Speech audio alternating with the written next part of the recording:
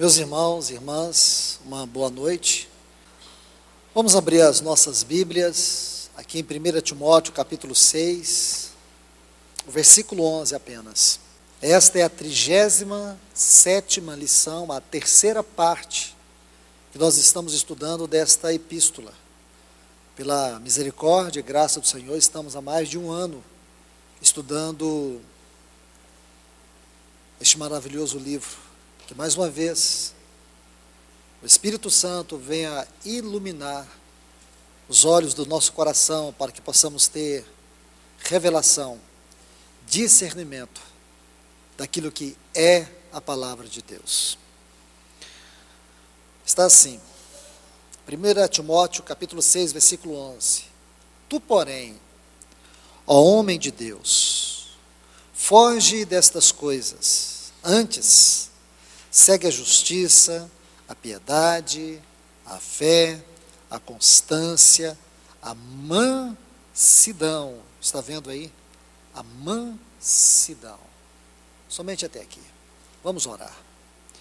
Bendito Deus e Pai, mais uma vez nós estamos reunidos aqui em Teu nome, pedindo que Teu Espírito Santo tenha liberdade na Tua palavra de falar a nós. Vem no nome do Teu Filho e magnifique a Tua palavra. Revela-te a nós. Abra os Teus céus sobre este lugar. Que este possa ser um lugar onde os céus e a terra venham se encontrar. Onde a revelação da Tua palavra venha se derramar. Bendito Pai, tenha misericórdia de nós. Porque nós estamos tão carentes da Tua voz.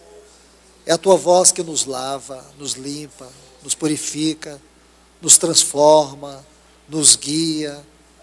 Como espada, ela penetra profundamente. Como espada, ela corta. Como cajado, ela nos guia. Como martelo, ela nos quebranta. Porque a Tua palavra é viva, é eficaz.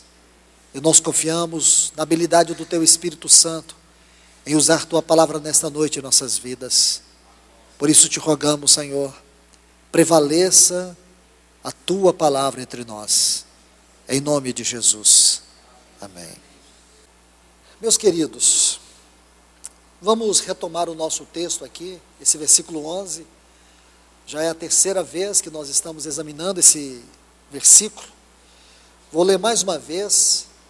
Tu, porém, ó homem de Deus, foge destas coisas, antes segue.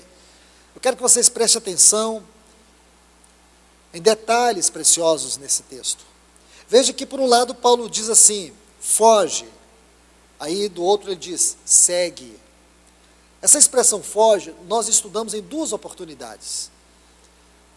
Essa é uma palavra que nós temos que compreender à luz de todo o contexto. Paulo coloca uma série de itens para Timóteo, advertências, caminhos tortuosos, pantanosos, perigosos, que poderiam, de certa forma, influenciar na caminhada daquele jovem servo de Deus, Timóteo. Então Paulo diz para ele, foge dessas coisas, sai de tudo isto. A palavra aqui, ela tem uma conotação de urgência, é urgente, sai disso, sai dessa esfera pantanosa, perigosa, aparentemente atrativa, mas danosa. Esse é um ponto muito importante em toda a palavra de Deus, porque a Bíblia nunca nos exorta contra alguma coisa sem nos mostrar o caminho para algo. Este é um princípio espiritual que percorre toda a Bíblia. Nunca na palavra de Deus, Deus diz assim na sua palavra, não faça isso, porém, Ele mostra o caminho, eis aqui, faça isto. Deus não apenas nos reprova de algo, quando Ele nos reprova de algo de maneira aleatória, quando Ele nos reprova de algo, é porque Ele tem algo para nós, Ele tem um caminho mais elevado. E aqui, Ele está dizendo para Timóteo, foge dessas coisas. Eu creio que não é necessário repetir todo o contexto que sustenta esta frase, foge dessas coisas. Nós já vimos aqui tantas advertências que Paulo faz, desde o versículo 13 aqui do capítulo 6. Falando para Timóteo, admoestando Timóteo, exortando Timóteo. Aí depois ele diz, está vendo essas coisas? Foge. Foge disso, foge dessa falsa prosperidade. Foge desses caminhos pantanosos e danosos. Sai disso. Aí ele prossegue. Antes, segue a justiça, a piedade, a fé, o amor, a constância e a mansidão.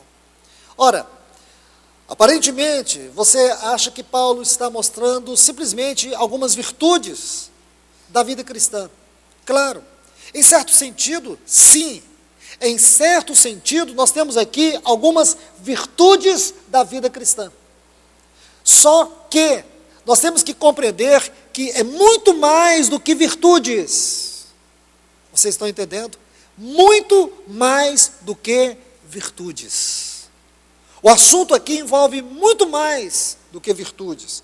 Quando ele diz, foge dessas coisas, segue a justiça. Observe aí a palavra justiça. Esta palavra justiça, em seu contexto, transmite a ideia de integridade moral. Vamos ver cada uma delas. Primeiro, justiça. Se você estudar no Novo Testamento, você vai ver que ela tem uma conotação genérica. E quando um termo tem uma conotação genérica, você precisa ser mais cuidadoso em examiná-lo. Você tem que examinar, especialmente, dando ênfase ao contexto. Porque dentro do contexto você vai encontrar o seu verdadeiro significado. Então observe bem, quando ele diz assim, segue a justiça, aqui a palavra justiça fala de integridade moral, de pureza de caráter. Guarde isso. Integridade moral, pureza de caráter. Depois ele usa uma outra palavra, piedade. Esta é uma palavra que ela é usada no Novo Testamento, na maioria das vezes, nas epístolas que Paulo escreveu a Timóteo, a Tito, e Pedro também fez menção dessa palavra. Mas a sua grande ênfase está nas duas primeiras epístolas que Paulo escreveu a Timóteo. A palavra piedade é uma palavra que exprime a ideia da nossa vida cristã, da nossa vida no sentido relacional, porque é uma palavra que envolve temor, é uma palavra que envolve reverência, é uma palavra que envolve devoção. Mas se nós pegarmos essa palavra e apenas traduzi-la no seu sentido lato, nós podemos perder a essência da revelação contida nela. Estão me entendendo? Se nós tomarmos essa palavra e apenas quisermos dar a ela o seu significado segundo os dicionários seculares, nós podemos perder a essência da revelação que contém esta palavra.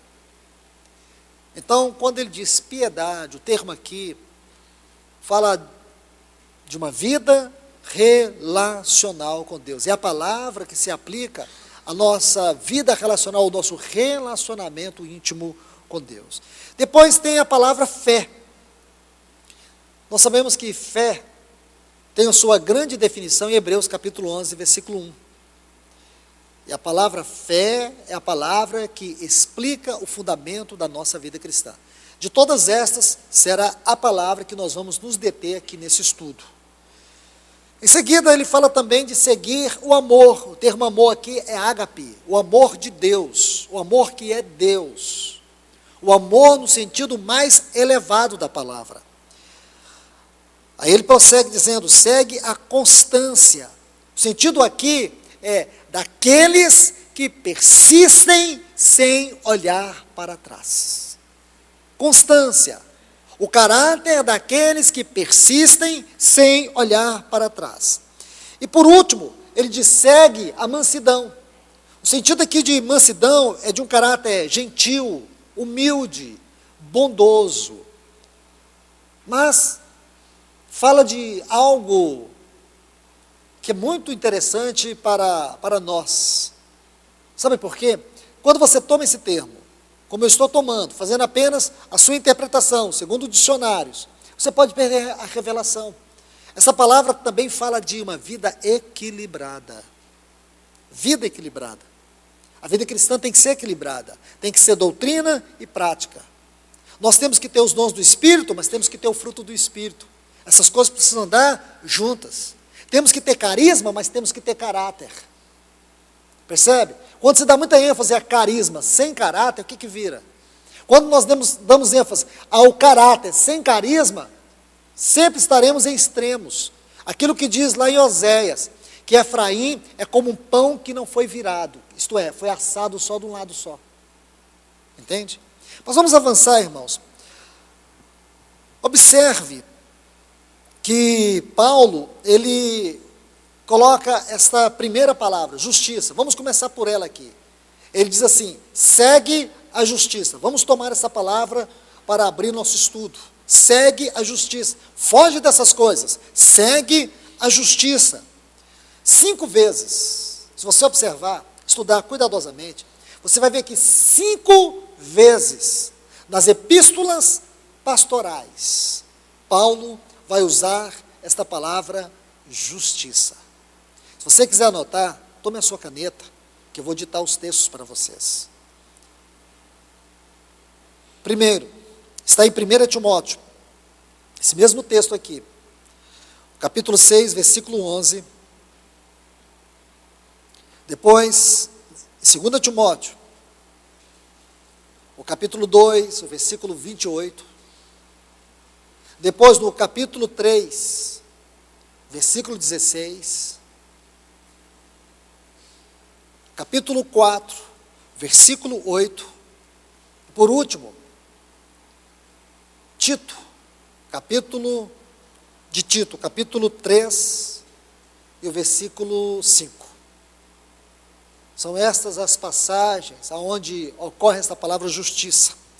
Agora, meus irmãos e irmãs, a ideia desta palavra, como eu disse para vocês, transmite o sentido de pureza, na questão do caráter moral. Pureza, integridade moral. Existem 2 passagens aqui, nas epístolas pastorais, especialmente 1 e 2 Timóteo, que transmite a ideia daquilo que Paulo está dizendo.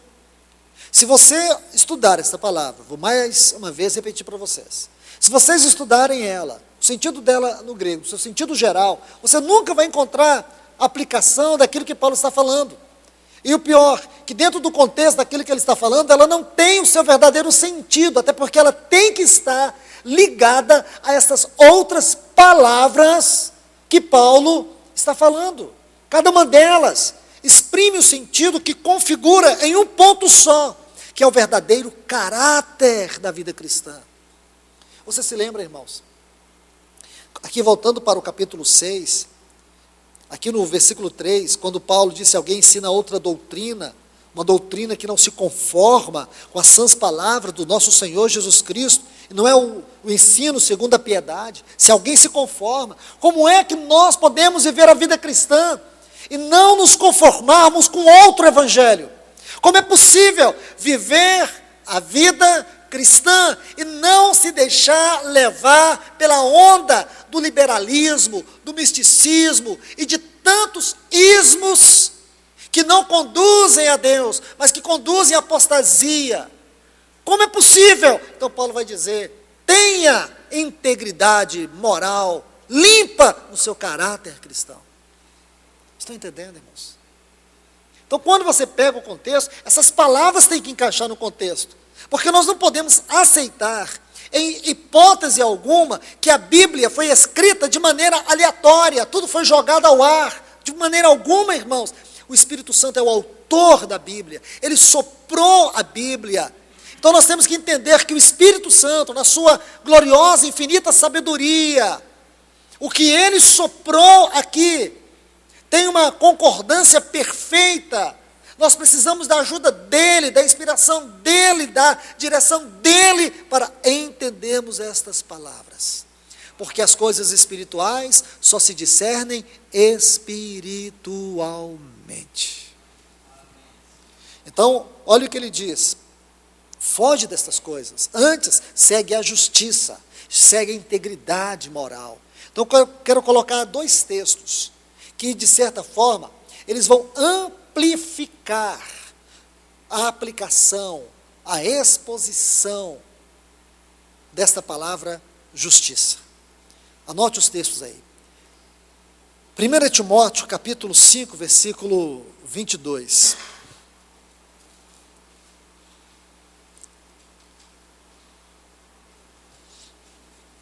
É a última frase desse texto.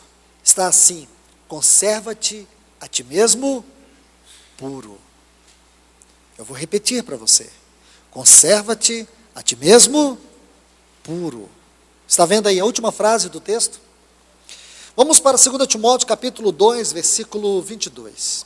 É quase que o mesmo texto lá de 1 Timóteo 6,11. Olha o que ele diz. Foge também das paixões da mocidade. Segue a justiça, a fé, o amor e a paz. Com os que, agora olha a frase, com o coração puro, invoca o Senhor. Está vendo aí? Com os de coração puro, invocam o Senhor.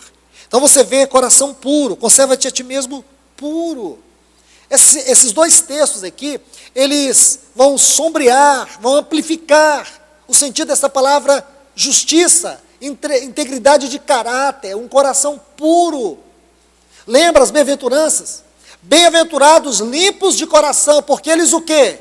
Qual é a bênção dessa bem-aventurança? Eles verão a Deus. Olhe o que Hebreus diz: segui a paz com todos, e a santificação, sem a qual ninguém verá o Senhor. Então isso fala de santidade. Santidade, irmãos, não é você ter um caderninho, ou um livrinho, ou uma folha, cheia de regras, dizendo não faça isso, não faça aquilo outro. Santidade não é nada a ver com isso, não tem nada a ver com isso. Santidade tem nada a ver com normas, com imposições, com ensinos que tendem a nos obrigar a fazer certas coisas. Santidade não é viver uma vida cristã obrigada a nada. Santidade é a realidade viva da vida de Cristo vivendo livremente em nós. E a vida de Cristo vivendo em nós é a nossa santidade. E o trabalho do Espírito Santo é aplicar isso em forma de realidade. Por isso que o Espírito Santo habita em nós.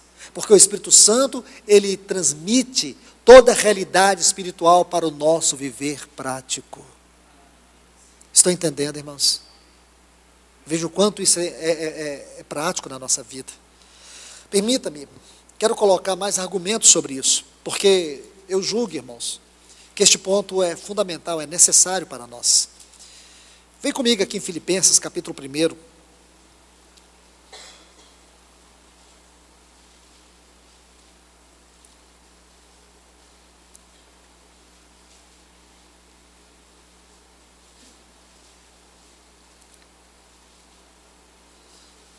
Filipenses, capítulo 1.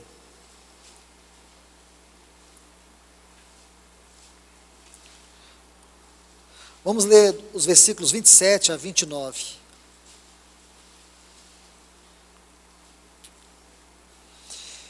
Observe com cuidado as frases. Ele diz assim: vivei acima de tudo. Observe isso. Vivei acima de tudo. Sabe o que ele quer dizer? Não importa qual a circunstância que você está vivendo. Não importa quais são as oposições que estão contra você. Não importa qual é o tipo de terreno que está em torno de você. Não importa quais são as dificuldades pelas quais você está passando. Não importa as limitações. Não importa quanta oposição, quanta dificuldade, quanta luta. Não importa. Viva acima disso. Sabe o que ele está dizendo? Aprendam uma coisa: a vida cristã é vivida num plano mais alto. Não entre na esfera, não entre na superficialidade, não abaixe suas armas, não abaixe os seus olhos, olhe para os altos, da onde vem o teu socorro. Isso não é o Salmo 121? Porque naquela época, antigamente, Você vai ver isso muito ali na história de Balaão. Ali você vai ter um retrato, um pano de fundo para entender o Salmo 121. Porque era comum as pessoas subirem para os montes para poder invocar os seus deuses contra uma nação, contra um povo. Então eles subiam nos altos, nos montes, e lá nos montes eles faziam todo tipo de sacrifício. Então as guerras espirituais se travavam nos montes. Então você se lembra de Balaão subindo no monte para poder amaldiçoar Israel? Aí subia no monte, fazia um sacrifício, era o monte que estava errado. Aí ia para outro monte. Aí subia lá, fazia o sacrifício, aí era o sacrifício que estava errado. Balaão não conseguiu ver que era ele que estava errado. Aí ele percebeu que era impossível amaldiçoar a quem Deus havia abençoado. Então, era comum as nações escolherem os montes, subir nele e oferecer os seus sacrifícios contra outros povos. Então o salmista está dizendo assim, ó, eleva os meus olhos para os montes. Então olhe para os montes. Veja quantos obstáculos. Tem um texto também que vai sombrear isso aqui. Marcos 11, quando diz assim, se disser a esse monte, ergue-te e lança-te no mar, e não duvidar em teu coração, mas crê que se fará aquilo que diz, assim será feito. Então, olhe para os montes. Aí você diz, de onde me virá o socorro? O meu socorro vem do Senhor que fez os céus e a terra. Então, nossos olhos estão acima dos montes, muito além dos montes. Nossos olhos estão no trono da glória. É de lá que vem o nosso socorro. Então aqui diz, viver acima de tudo, olha essa frase, por modo digno do Evangelho de Cristo. Chama a atenção de vocês, por favor, irmãos e irmãs, guarde, sobre tudo que vocês devem guardar de todos esses versículos que vamos ler. Essa é a frase, vivei acima de tudo do modo digno do Evangelho de Cristo. Daqui a pouco vocês vão entender o que o texto original tem a nos transmitir. Para que eu indo ver-vos, ou estando ausente, ouça, no tocante a vós, que estáis firmes em um só espírito, com uma só alma, lutando juntos pela fé cristã, ou pela fé evangélica. E que em nada estejais intimidados pelos adversários. Em nada. Nós podemos estar intimidados pelos adversários, pois o que é para eles prova evidente de perdição, é para vós outros de salvação. Isso da parte de Deus, porque vos foi concedida a graça de padecerdes por Cristo, e não somente de crerdes nele. Textos preciosíssimos. Tem uma Bíblia chamada A Mensagem. Ela foi escrita por Eugene Peterson. Nessa versão ele sintetiza esse texto da seguinte forma. Ele diz assim, viva de modo que seja um testemunho a favor da mensagem de Cristo. Viva de forma que vocês sejam um testemunho a favor da mensagem de Cristo. Não permita que nada na conduta de vocês vos desabone. Permaneçam unidos com uma única forma de pensar, esforçando-se para levar o povo a confiar na mensagem, nem se acomodar e nem se esquivar diante de alguma posição. Nossa vida e confiança em Cristo é a única coisa que temos. Lindo isto, né?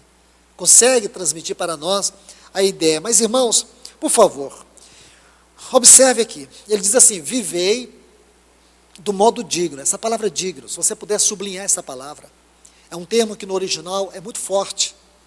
Aqui nós temos axios, A-X-I-O-S, axios. Esse termo aqui fala daquilo que tem o peso de uma outra coisa, de valor semelhante, ou aquilo que vale tanto quanto a outra coisa. O que ele quer dizer então, irmãos? O que essa pequenininha palavra aqui pode nos transmitir? Olha o texto, ele diz, vivei, acima de tudo, do modo digno do Evangelho de Cristo. Temos duas coisas aqui. Primeiro, pega a palavra digno, é a palavra-chave. É essa palavra que vai abrir essa frase. Sabe o que ele quer dizer? Escute isso aí. Ele quer dizer que a nossa vida cristã tem que ter o mesmo peso do Evangelho de Cristo. Entenderam? Isso é sério, irmãos? Muito sério. O que é o Evangelho de Cristo para você? O que é o Evangelho de Cristo para nós? É as boas novas de Deus. O Evangelho é a mente de Deus revelada a nós. O Evangelho é a revelação do propósito eterno de Deus a nós. O Evangelho de Deus é o seu próprio Logos. O Logos é a palavra encarnada. O Logos é a palavra que transmite a nós o ser de Deus. O Logos criou todas as coisas. O Logos sustenta todas as coisas. Tudo que existe foi criado por esse Logos. O Logos é esse Evangelho. O Logos é esta palavra viva, é encarnada. Então, irmãos, isso tem que esmagar o nosso coração. Paulo diz: vivei à altura do Evangelho. Vocês não podem ter uma vida abaixo do Evangelho. Não adianta vocês pregar o Evangelho e viver abaixo do Evangelho. Viver acima. Viver no plano mais alto. De maneira digna. De uma maneira que vocês correspondam ao Evangelho que vocês pregam. Porque ele diz algo muito sério aqui, observe bem. Ele diz assim, se você observar aqui quando ele fala dos inimigos, né? Ele diz assim: e que em nada estejais intimidados pelos adversários. Por que muitas vezes estamos intimidados pelos adversários? Porque nós estamos vivendo o Evangelho periférico. O Evangelho do Cristo genérico. Não o Evangelho do Logos de Deus. Irmãos, que o Senhor nos ajude aqui nessa noite. Você não pode achar que você veio aqui só para escutar uma mensagem bonita, colocá-la na sua sacola e levar para casa. Essa palavra tem que te questionar, tem que te inquietar, ela tem que penetrar, ela tem que te perfurar, ela tem que te transformar, ela tem que te lavar, ela tem que te arrancar dessa periferia de apostasia, da superficialidade. Ela tem que te tirar isto, aquilo que está travando a sua espiritualidade, aquilo que não te deixa crescer, aquilo que não te muda, aquilo que não te transforma. Entende isto? Este é o Evangelho. O que o inimigo está tentando mostrar para nós, usando o mundo, que não importa o que você faça, não importa o que você é, importa que se você crê ou não, como se a fé fosse uma coisa tão barata. Hoje não se exige mais mudança de vida. Hoje você encontra todo tipo de pessoas professando fé, pessoas violentas, pessoas imorais, pessoas sem caráter. Você vê isso todos os dias. Eles estão estampados nas revistas, nos jornais, nos programas de televisão. E você vê: mas fulano é cristão, olha lá. É uma fé que não é provada. É uma vida cristã que não tem o caráter de Cristo. É um evangelho sem essência. O cristianismo tornou isto. Antigamente havia um golfo entre a igreja e o mundo. Hoje parece que não existe mais. Os cristãos estão perdendo o temor. Eles não têm mais fome da palavra. Eles não têm anelo pela oração. Eles não têm desejo, anseio pela volta do Senhor. Tudo está virando retórica. Maranata é retórica. A gente fala Maranata. Ora vem, Senhor Jesus, isso é retórica. Você não quer que Ele volte. Você não quer que Ele volte. Porque nós não precisamos abrir a boca e dizer para o Senhor: volta, Senhor. O nosso próprio testemunho de vida deve apressar a sua volta. Irmãos e irmãs, o que o testemunho da tua vida ter correspondido aos anelos do coração do Pai quanto à vinda do seu Filho. Percebe isso, irmãos? Você toma nota disso. A igreja não tem pensado nesse assunto. Esse assunto hoje é trivial dentro do contexto de entretenimento, daquilo que os evangélicos vivem hoje. Culto é entretenimento. Vida cristã é entretenimento, é moda. Vida cristã é o gospel, é a moda gospel. Os cristãos perderam o temor. O mundo carne, essas coisas convivem bem dentro da nossa espiritualidade degradada. Agora Paulo diz, vivei do modo digno, vivei acima de tudo do modo digno do Evangelho de Cristo. Que exortação solene é essa, irmãos? Isso tem que esmagar o nosso coração. Isso tem que esmagar a nossa vida. Nós não podemos viver a vida cristã só na superfície das coisas. Nós temos que viver a vida cristã além do véu. Nós temos que transpassar esse véu, viver a vida cristã lá, como diz o capítulo 4 da Epístola aos Hebreus. Nós devemos chegar junto ao trono da graça. Irmãos, isso é muito sério.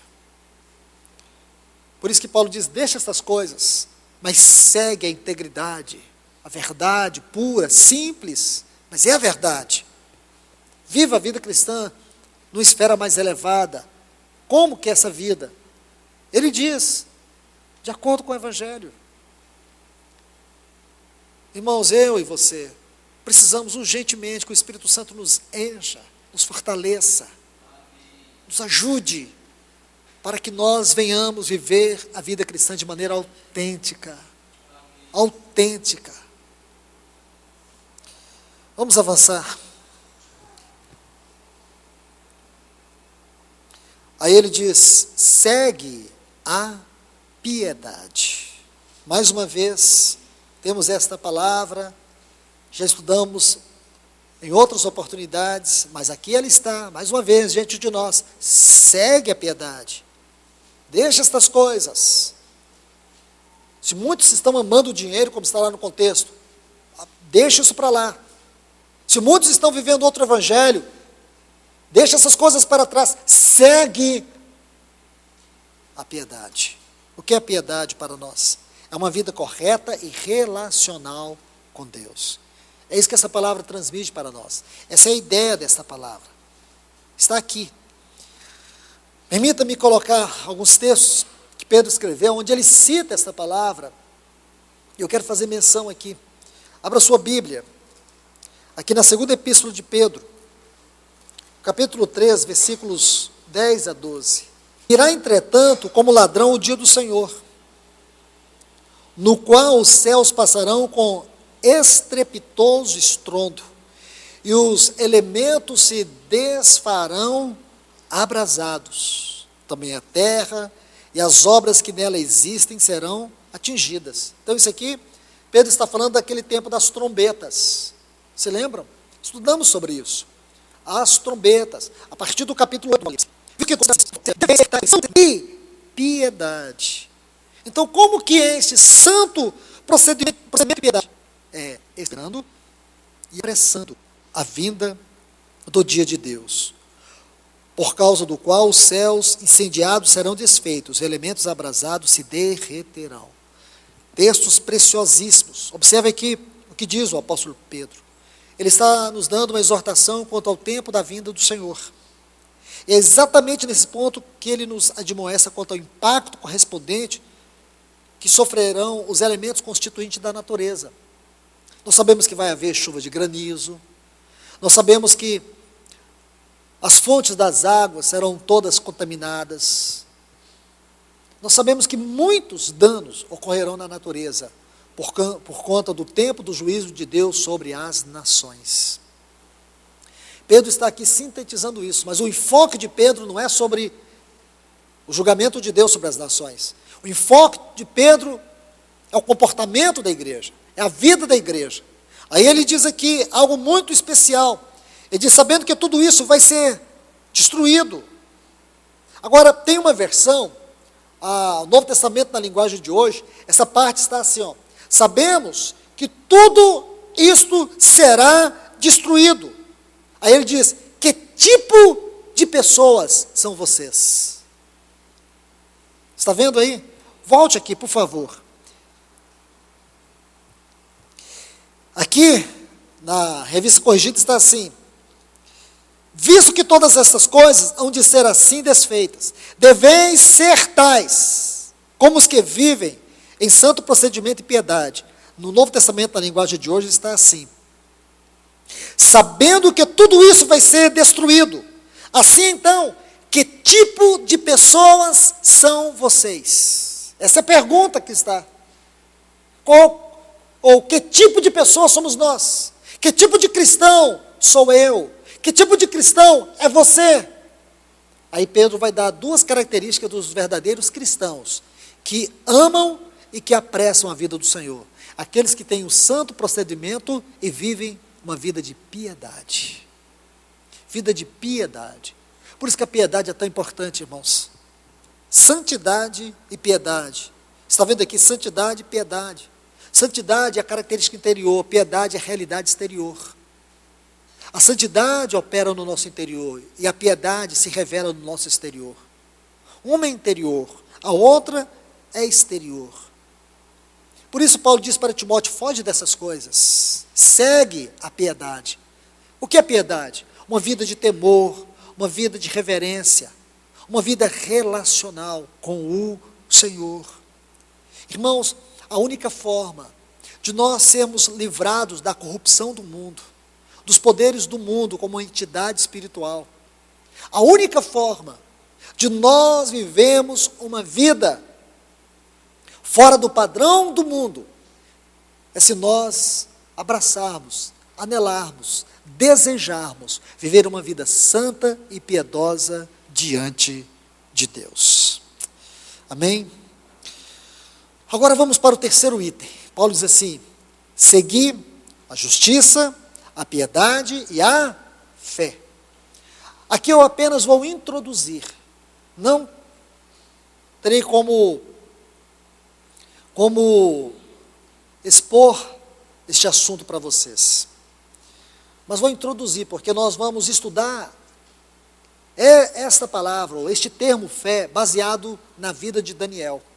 Assim como nós estudamos a palavra foge na semana passada, baseado na vida de Ló. Quantas lições aprendemos ali? Hoje, da mesma forma, mesmo que apenas na introdução, nós vamos estudar a palavra fé na experiência de Daniel. Se você estuda a vida de Daniel, você vai perceber que Daniel e Timóteo tinham muitas coisas em comum. Até mesmo o tempo que eles viveram. Porque, embora o tempo de Timóteo fosse mais favorável do que o tempo de Daniel, mas a apostasia, aquela apostasia que entrou na vida da igreja e que corroeu muitos dos valores espirituais, levou a igreja a um profundo estado de opróbrio. Ela começa a fincar suas raízes nesse tempo de Timóteo. Quando você estuda a história do Daniel, você vai perceber também que Daniel viveu um tempo espiritualmente de opróbrio. Tudo aquilo que poderia simbolizar a espiritualidade daquele povo estava em ruínas. O templo em Jerusalém estava em ruínas. O reino de Israel, toda a sua força agora estava debaixo de Nabucodonosor, o rei da Babilônia. O testemunho de Deus sobre a cidade de Jerusalém estava em opróbrio. Então tudo aquilo que poderia caracterizar a espiritualidade daquele povo estava apenas figurado em forma de escombros, de destruição. Então, por favor, irmãos, vê se você consegue visualizar esses dois servos de Deus no tempo que eles viveram. Como disse, aparentemente o tempo de Timóteo era mais favorável do que o tempo de Daniel. Por isso ele é um exemplo de fé para nós. Como foi possível um rapaz, um jovem, que foi tirado da sua casa, do meio da sua família, e foi tirado num tempo terrível, ele foi levado para o cativeiro. Ele era apenas um jovem, ele viu todos os seus sonhos, toda a sua história, todo o seu futuro, ele viu se tornar apenas escombros, ruína, destruição. Agora ele é levado para uma outra nação, levado para um estado onde ele estava subjugado, como todos estavam. E naquele lugar, aparentemente ele não tinha nada, Ele foi levado para viver uma outra cultura. Ele foi levado para servir a outros deuses. Ele foi levado para se submeter a outro reino. Como foi possível aquele jovem, praticamente indefeso, ser levado nessa situação, nessas condições, e ele não se conformar com nada do que foi imposto a ele? Como foi possível, irmãos? Uma única palavra explica isso: fé. Porque o que ele tinha pela frente? Me diz, o que Daniel tinha pela frente? Porque se ele olhasse para trás, todo o seu futuro tinha ficado para trás, o seu futuro estava em ruínas. A cidade de Jerusalém estava destruída, os muros estavam destruídos, o templo, aquele templo que Salomão construiu, a arca do testemunho estava lá no lugar santíssimo, aquele templo estava destruído. Como foi possível aqueles jovens expressaram um testemunho de fé? Como foi possível? Aqui está o grande segredo para a nossa vida hoje, irmãos. Nós estamos na escola de Cristo. Quem não está aqui? Todos nós estamos. E tem uma matéria muito importante nessa escola. A matéria da fé.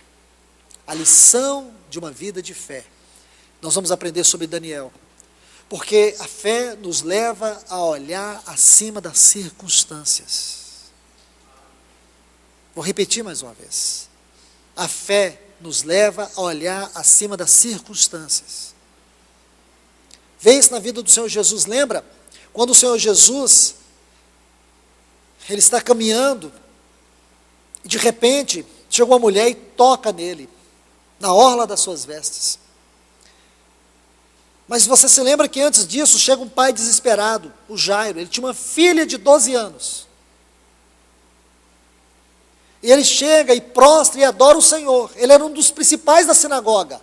Como um dos principais da sinagoga, com certeza o Jairo, muitas vezes deve ter feito menção negativa a respeito da pessoa do Senhor, porque os sacerdotes daquele tempo não admiravam o Senhor Jesus, não tinham nenhum apreço por ele. Porque o Senhor Jesus era uma grande ameaça, seus ensinos eram uma grande ameaça àquela instituição religiosa comandada por aqueles sacerdotes. Então agora aquele homem chega aos pés do Senhor, prostra e adora e diz: mestre, a minha filha está doente, quase à morte. Peço-te que vá à minha casa e ore por ela. E a Bíblia diz que Jesus foi, seguiu andando. A situação era urgente, irmãos. A situação de Jairo era urgente, era de desespero. Imagina um pai desesperado por uma filha que está morrendo, clamando por socorro. Agora o Senhor Jesus vai, e aí aparece uma mulher para atrapalhar ele, ainda faz ele parar. Aquela mulher toca na orla dele, ele pergunta: quem me tocou? Irmãos, quantas pessoas estavam ali em torno dele? Os discípulos chegaram a dizer: mestre, todos te tocam. Por que ele vai logo ao assunto? Porque o Senhor Jesus não está interessado em nada a não ser no coração de Jairo. Mas o Senhor não estava só interessado no coração de Jairo, ele estava interessado no meu e no teu coração hoje. Porque o que ele tinha em vista era nós aqui. Ele tinha que nos ensinar algo sobre a fé, sobre milagres. Porque hoje a igreja corre atrás de milagres como um fim em si mesmo. Milagres não é um fim em si mesmo. O maior de todos os milagres não é a bênção que você recebe, é o que dela permanece na sua vida, construindo um relacionamento sério e profundo com o Senhor. Não adianta você dizer: fui curado. Não adianta dizer: eu recebi meu emprego. Eu recebi aquele dinheiro. Não adianta, porque tudo isso acaba. Agora eu estou saudável. Recebi minha cura. Mas você vai morrer um dia de quê? Então não faz diferença. Se você foi curado de algo, se você recebeu algo, faz diferença. Porque o grande segredo do milagre é o caminho que ele traça no nosso coração e os céus. Então, irmãos, o Senhor Jesus para, atende aquela mulher, pergunta: quem me tocou? Mas mestre, todos se tocam. Ele disse: alguém me tocou, porque eu senti de mim sair poder. E aquela mulher tremendo, disse, confessou o Senhor.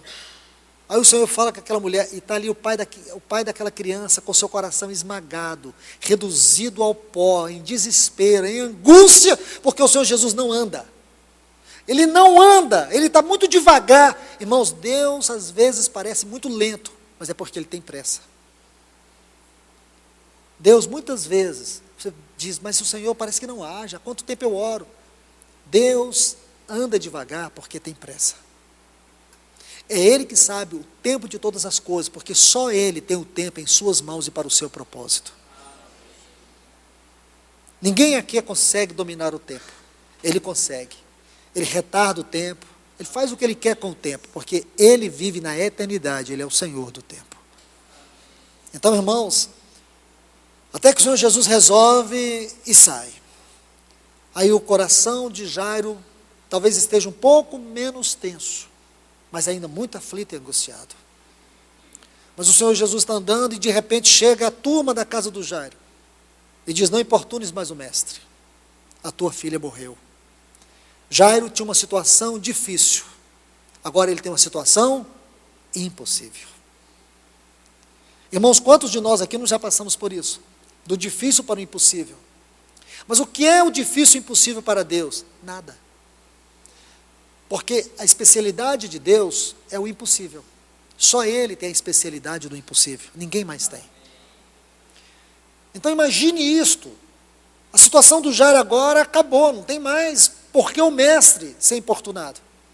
Mas o Senhor Jesus vira para Jairo e diz assim, não temas, crê somente. O Senhor está dizendo para ele, Jairo, se você continuar crendo, eu continuarei me movendo, mas se você deixar de crer, não tem sentido algum em me mover. Então o que movia os passos do Senhor era a fé daquele homem. Imagine o que é fé, irmãos. Por isso que a Bíblia diz que a fé é a vitória que nos faz vencer o mundo. Agora ele vai andar, aí ele chega lá naquela casa, aquele tanto de gente chorando, ele põe todo mundo para fora. Por que o Senhor Jesus não colocou aquela cama lá fora, cercou aquela cama de gente? Isso agora eu vou mostrar para vocês, o que eu vou fazer aqui. Se aquela menina fosse curada, na frente de todo mundo, não teria um impacto maior? Teria ou não teria? Claro. Primeiro, nosso Senhor Jesus, Ele não é a favor da política de massa. E segundo, milagres não é para quem quer ver, milagre é só para quem crê. Aquela grande multidão estava ali para ver, mas eles não estavam ali para crer.